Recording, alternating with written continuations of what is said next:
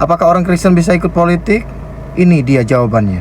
Disclaimer, video ini dibuat hanya untuk menambah wawasan kita saja, tidak ada maksud dan tujuan yang lain, dan mari kita lanjutkan.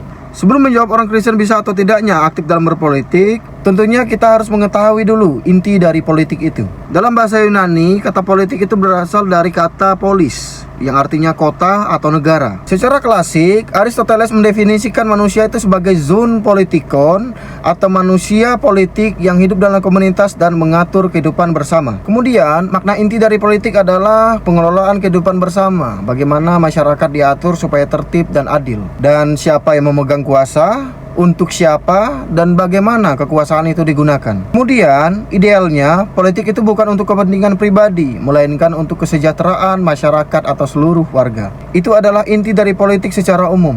Bagaimana jika dilihat dari sisi iman Kristen? Menurut Alkitab, politik adalah salah satu bagian dari mandat budaya yang terdapat di dalam Kejadian pasal 1 ayat yang ke-28, yaitu untuk mengatur, mengelola seluruh isi bumi dan masyarakat dengan adil. Jika dilihat dari definisi tadi, politik bukan sesuatu yang najis, melainkan sarana Allah untuk menjaga keteraturan hidup manusia.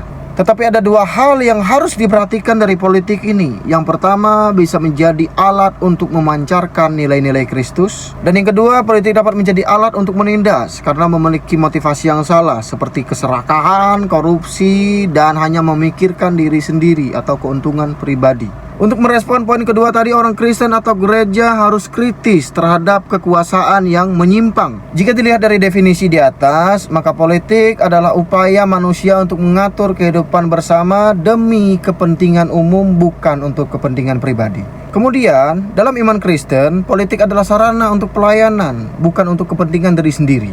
Jika menjawab pertanyaan tadi, orang Kristen itu boleh berpolitik asal memiliki motivasi yang benar dan memiliki tujuan untuk melayani kepentingan umum. Jadi, keterlibatan orang Kristen dalam dunia politik itu bukan untuk ambisi pribadi, melainkan untuk menjadi garam dan terang dunia serta memancarkan kasih Kristus bagi mereka yang membutuhkan. Tuhan Yesus memberkati.